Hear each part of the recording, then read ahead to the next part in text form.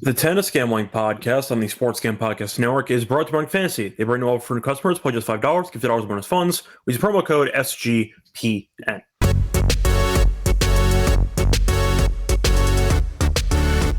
And welcome, everybody, to the Tennis Gam Podcast here on the Sports Gam Podcast Network. It's currently Sunday night, December 21st, around 7 p.m. Eastern. I'm Rosso, Reichel, once again, going solo for this pod. Time to get into the four semifinal matchups taking place in Chengdu and in Hangzhou on Monday morning. So we're going to get into those four matchups in a second. Before we get into the actual recap of the quarters and the preview of the semis, a reminder that you can help support the show by liking and subscribing on YouTube. A reminder, you can also leave a rating and a review on Spotify or Apple. Podcast available, of course, on YouTube. It's also on podcast format on Spotify and Apple. So you can watch it either way. But don't forget to leave a rating and a review on Spotify or Apple. And don't forget to like and subscribe to the YouTube channel.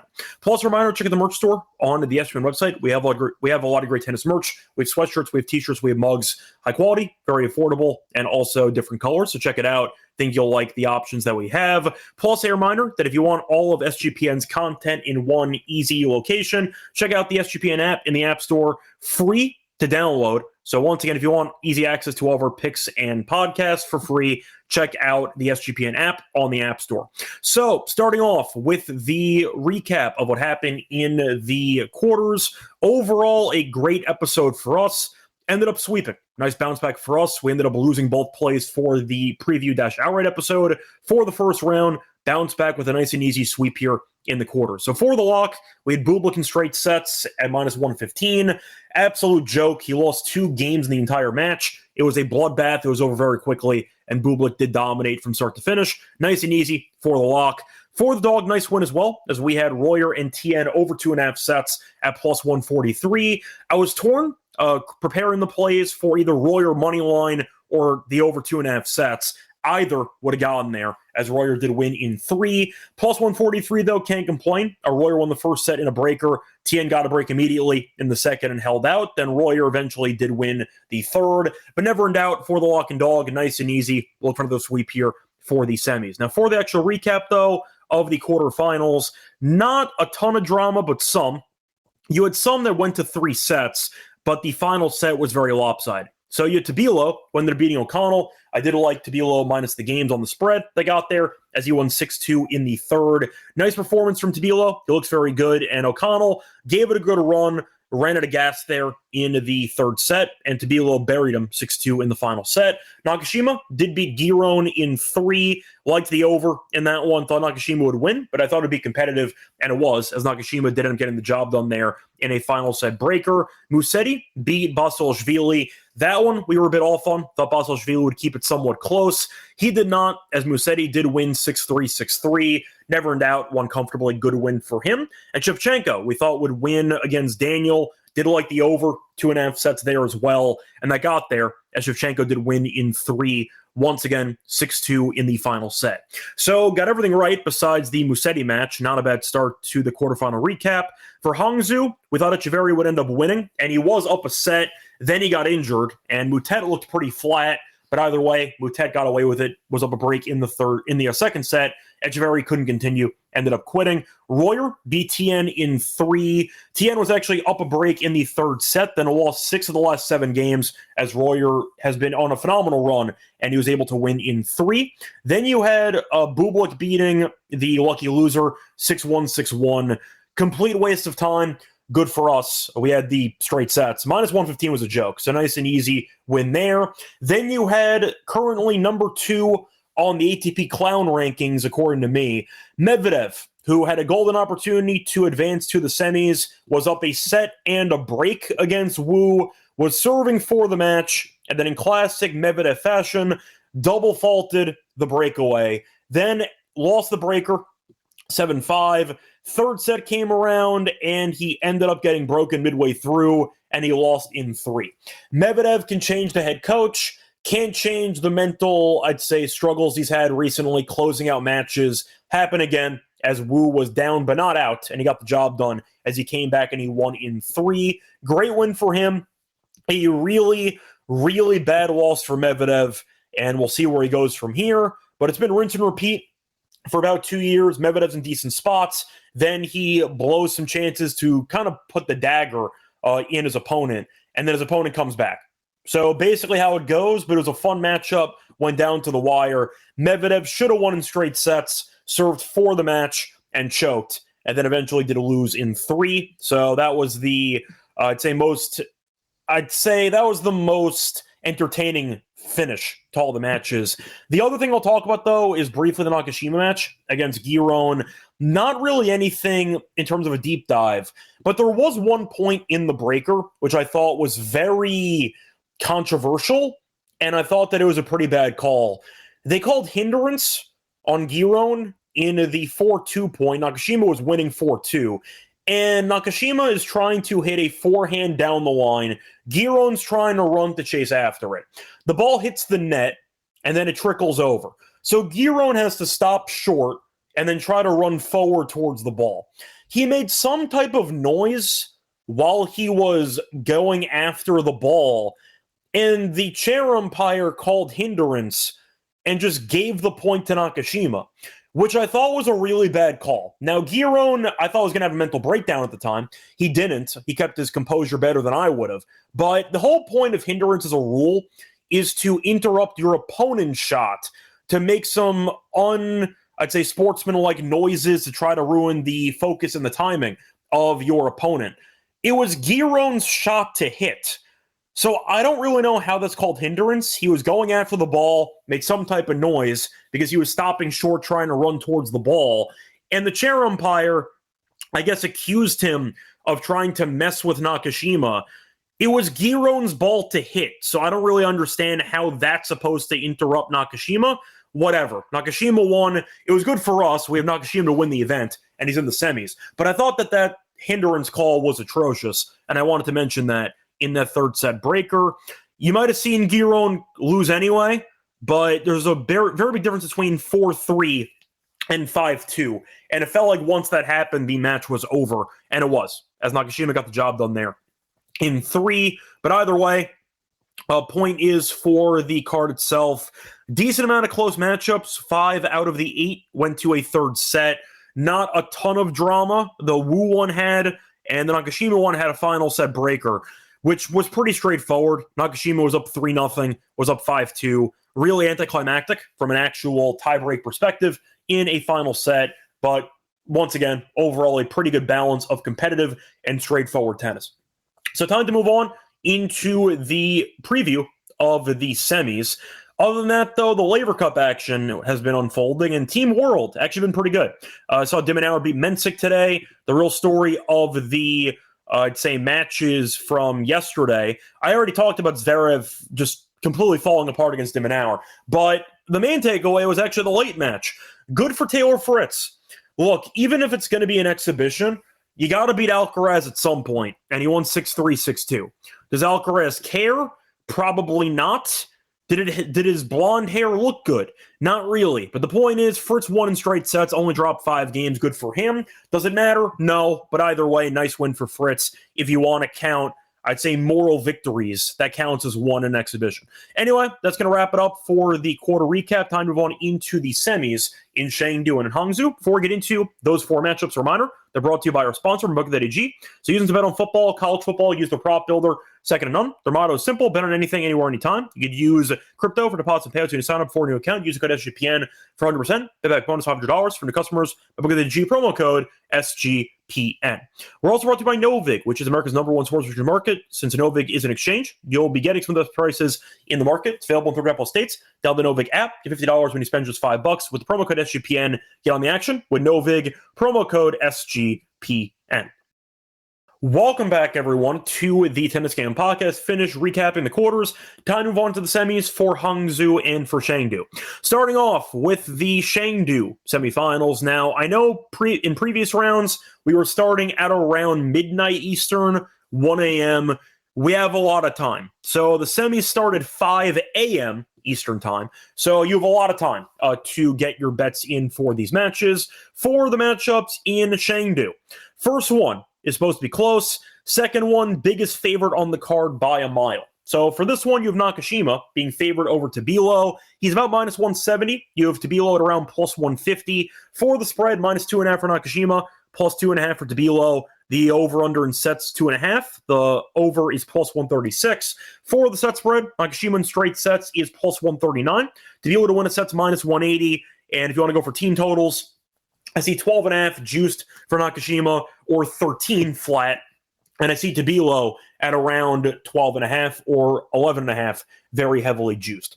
So for the head-to-head meetings, been very close. Faced off 2 times, not really that recent. Faced off last year in the Davis Cup and last year in Miami. And we saw Nakashima and Tabilo split those 2 meetings. Plus, they both did not end in straight sets. So we ended up seeing a very close battle between the 2 of them. Nakashima did win the more recent meeting in the Davis Cup. That had 2 breakers in it. Point is, it's supposed to be close on paper, and the head-to-head history backs it up. Tabilo, though, has been in great form as he went through qualifying, and he has only dropped 2 sets. Beat O'Connell in 3, beat Darderi in straight sets, beat Thompson in straight sets, beat Lloyd Harris in 3 in qualifying, and beat Reichel in qualifying as well in straight sets. So Tabilo has been good. It has not been fluky. When healthy, I like him a lot. You might remember we actually backed him to win a grass event a couple years ago, and we won at a pretty decent payout. I like his game. We know that he beat Djokovic on clay. The fact is he's a solid overall player. Durability has been a concern. Solid lefty serve, like the variety, which is why he was able to outlast O'Connell in those 3 sets.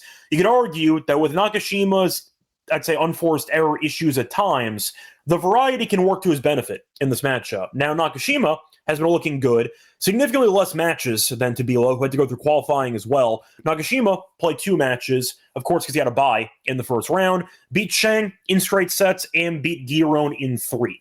Now, I think it's going to be a close matchup on paper.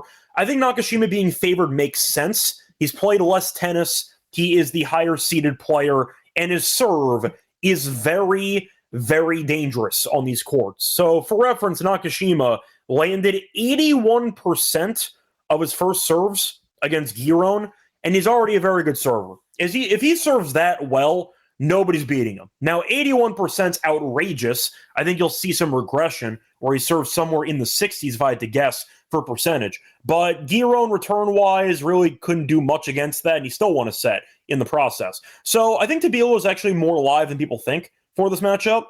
He's been good in overall success in the head-to-head, as each meeting went to a deciding set, and he did split those 2 on hard court. I think Nakashima might end up winning. I think for the sake of the matchup, though, I like the over. I think you're looking at what should be a close matchup that goes the distance, maybe a couple breakers in there. But I think you're looking at what could be maybe the same script as the last round against Giron. Split the first 2 sets. There's a breaker somewhere in there, and you fly over. I don't mind that. Give me the over for this matchup. Think it'll be close. Think if Tabilo wins, it's probably going 3. Nakashima, in theory, could win in straight sets if Tabilo's health, or maybe just a lack of, I'd say, time off in between matches might catch up to him. Think he should be fine, though. So I see this being a close matchup that goes the distance. Give me the over for this one.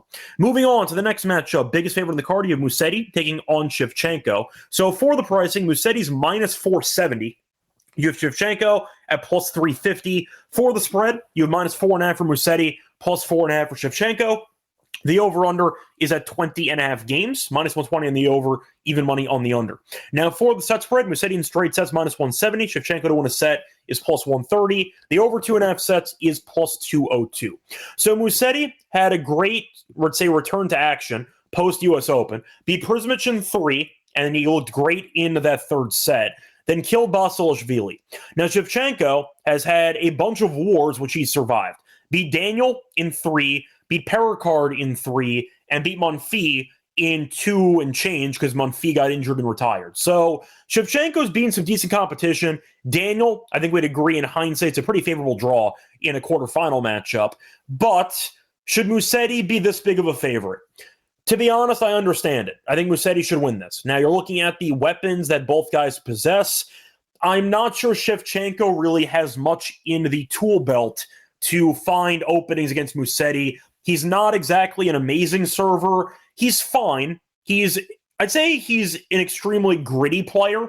He'll go down swinging. He can be a bit emotional and unstable at times, but I do like the fact that Shevchenko does provide a lot of effort point in and point out.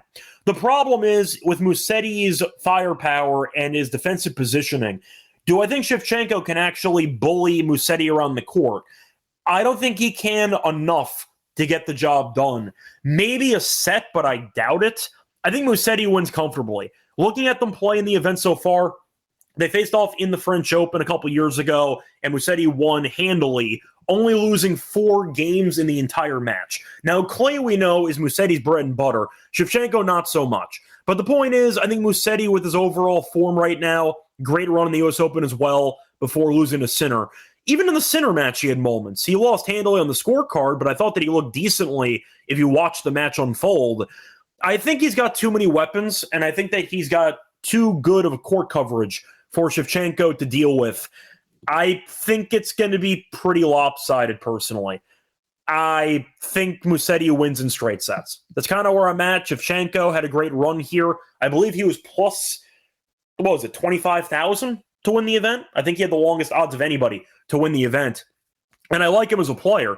But for the matchup in itself, I'm really just not interested. I think Musetti wins comfortably, and I think it ends up being a pretty similar scoreline to the Boss-Solishvili match, like 6-3, 6-3, 6-3, 6-2. I just think at the end of the day, you're looking at Shevchenko's resume so far. Monfils got hurt. That worked out to his benefit. Pericard can't return to save his life. And Daniel has been in really bad form all year. Found some form in qualifying.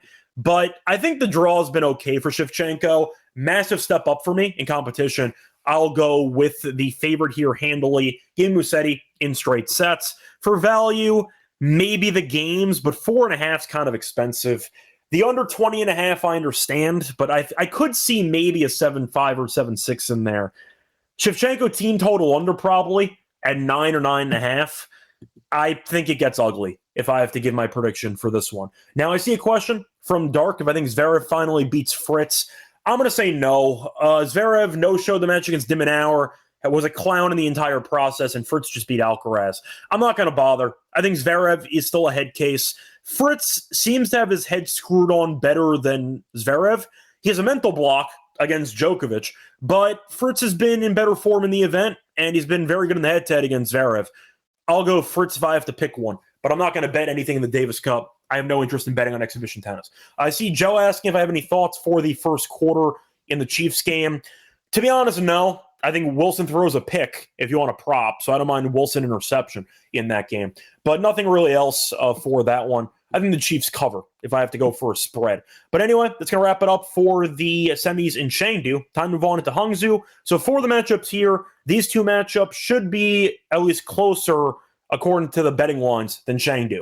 So for the first one, you have Moutet taking on Royer. Not the matchup we thought we'd get for the semis. You have Moutet at minus 145. You have Royer plus 125. For the spread, minus 1.5 games for Moutet, plus 1.5 for Royer. The over-under for games at 22.5. For the set spread, I see Moutet in straight sets at plus 157. Royer to win sets minus 205. And Royer in straight sets is plus 280. For the over 2.5 sets, I see over 2.5 at plus 139. Now, for the head-to-head, we have nothing to talk about. They never played against each other. Now, for the form so far, Moutet has gotten by. Very impressive marathon win against Kaza, which took about 4 hours. I thought he'd be out of gas against Etcheverry, and he kind of was. He was not playing well. Etcheverry looked very good. Then he got injured, and Moutet got gifted a spot in the semis because Etcheverry's body betrayed him. So Moutet didn't really look the part of a semifinalist in the quarters, and he got the job done anyway. So I think Moutet, we know, can be dangerous with his variety, with his unpredictability. And Royer does have kind of one gear, which is putting everything pedal to the metal. So Moutet can maybe extract some errors from him, use the drop shot, disrupt the timing from Royer. Also the biggest match of Royer's career, so that could be a nerves factor. Didn't look like an issue against Tien. Down a break in the third, and he ended up winning 6 of the last 7 games. But for this one, Royer has been impressive so far in the event. Went through qualifying, and he's been great. Beat Chen, beat Spaziri, ended up beating Kovacevic in 3, beat Rublev in straight sets, and beat Tien in 3 sets. Decent trio of wins there, especially Rublev in straight sets. A nice showing there. And Moutet hasn't really shown much. The Kaza win's good. Kaza's still young. You could argue Mutet was decent favored in that one, but it was still a marathon match. Most importantly, though, the reason why I was going to... Sorry, it was minus 125 against Kaza. So not a big favorite, but still a good win nonetheless. The point is, I was not a fan of the spot for Mutet with the fatigue. And luckily, he only played an hour. And then Etcheverry quit. So Mutet got to get off court quickly, gets to recover the exact situation he needed in order to potentially make the final. But the point is, for this price of 145, it feels expensive to me. Mutet has not really looked the part of a player that's very comfortable on the courts here. He won an epic against Kaza, fighting off 2 match points. Then he got bailed out by an injury. Etcheverry was beating him. Yes, he was down a break in the second set once the injury kicked in. And then eventually Etcheverry just could not continue at all, and he quit entirely. So Mutet has gone a pretty, I'd say, interesting path so far. Royer has earned his spot and then some. He's been incredible, beating Tien, beating Rublev, and Kovacevic, who made a final in Mexico earlier this year. A nice trio of wins. I think the dog's pretty live here. I think Royer is being disrespected here. I think that he should be closer, in my opinion, to like plus 110. I think it's close. I think Mutet being around minus 130 sounds about right. I think 145 feels expensive. I like the over in this matchup, though. I think Royer is going to have a similar, I'd say, outcome to what he did against Tien, which is off to a pretty good start. Couple of hiccups along the way. He'll give up a break or two with unforced errors, and I think Mutet can keep the points long, which should maximize the chances for Royer to hit some errors. I see a marathon here. Give me Royer in 3 as my choice for this one. Moving on to the last match on the card, you have probably the most anticipated one on the card. You have Wu taking on Bublik. Now, Bublik owned his last opponent as he lost 2 games the entire match. Wu has had a very, very drama-filled tournament so far, as he went to 3 sets against Manarino, 3 sets against Korda, and 3 sets against Medvedev. A nice collection of wins, but a lot of time on court. Spent over 3 hours against Medvedev, and we know Bublik spent no time on court, beating his opponent in 53 minutes. Less than an hour. Ouch. It was a bloodbath. Now, Bublik, we know, has been in great form for the last couple of months. He's minus 236. I see Wu at around plus 190. For the spread, I see minus 3.5 for Bublik, plus 3.5 for Wu. For the set spread, you have Bublik in straight sets at plus 105. You have Wu to win a set at minus 135. The over 2.5 sets is plus 164. Now, I understand Bublik had a very easy opponent in the quarters, but damn, he looked good. And Wu has got a lot of firepower. So despite the lack of, I'd say, recent resume due to injury for Wu, he is a former champion, as he won in Dallas a couple of years ago, beating Isner in a crazy final. Point is, I think Wu's a very good player. And I've said this before, I do question the durability, question the fitness, but his skill is undeniable. He's a very solid player. Now, Bublik, though, is playing like a top 10 guy in the world, and he has been playing like that for months. So for the matchup in itself, 230 feels pretty cheap, actually, for Bublik. I thought it would be around 300, maybe 350. I mean, if Bublik plays like that, I know that his opponent was a lot worse than Wu is, but that's a very cheap line for a guy that we saw make a deep run in the U.S. Open, showed up here. He has not gotten broken yet in the entire event, and he played for 53 minutes in the quarters, while Wu, who's in his first series tournament back from injury on the ATP level, not including U.S. Open qualifying, played 3+ hours. Now, the crowd, I guess, going to play a factor, very in favor of Wu, but I got to go Bublik here. I mean, if Bublik plays that well, he should win in straight sets. Bublik is in great form. I think he's reached a top 10 player ceiling, which going into the year, I don't think anybody thought he had. But he clearly does. So I'll go with Bublik in straight sets. It's really the plus money for me. I think it's just a great price. Plus money for a guy on the warpath to win in straight sets is definitely the way I want to go about it. Wu is a pretty good server, not nearly as good as Bublik. Bublik's serve has been great on the courts here in Hangzhou. If you want to go for something a bit creative, maybe Bublik team total over. If you want to go for the over in the match, maybe Wu forces a breaker or something. But I think Bublik wins, and I think that this price is very cheap. Home court's important.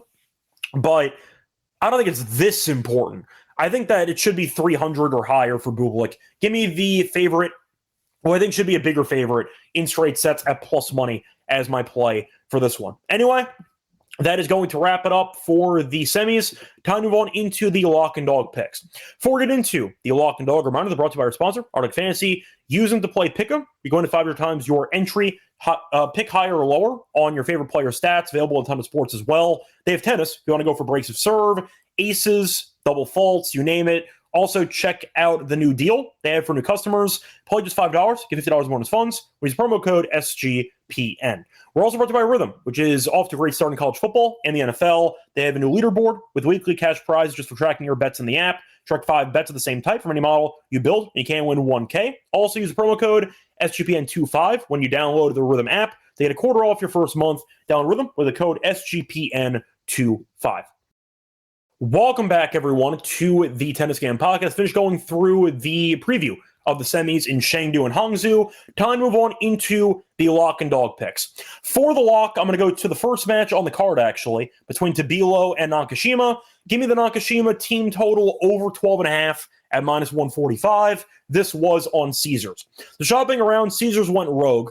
Most books have minus 160, give or take. BetMGM at 175. But Caesars is just hanging 145, which is a very generous price. I'll take it.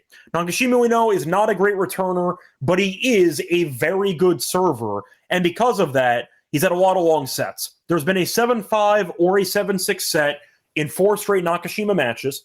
He's also minus 460 to win at least one set.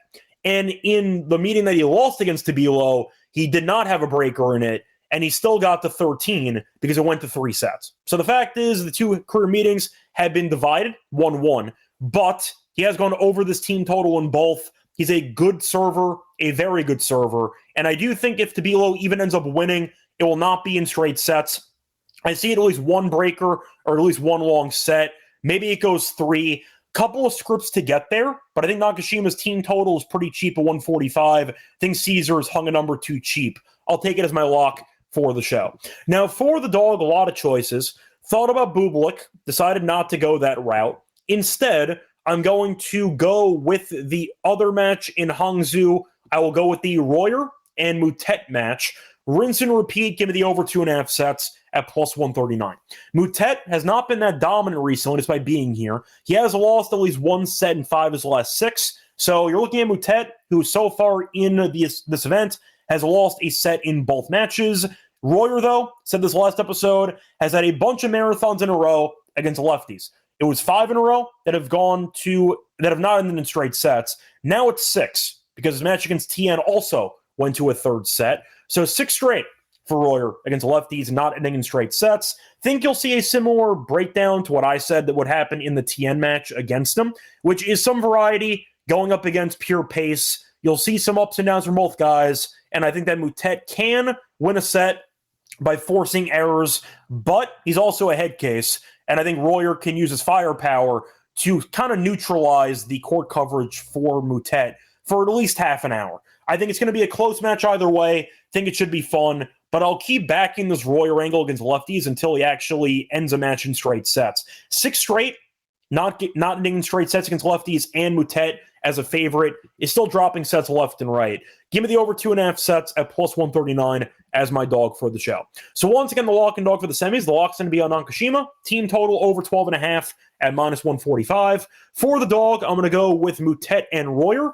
Over 2.5 sets at plus 139. It's going to wrap it up for the show. Back once again for the final for Chengdu and Hangzhou. So keep an eye out for that podcast. Until then, follow me on Twitter, Radio. Good luck to all of you and all of your bets. Bye, everyone.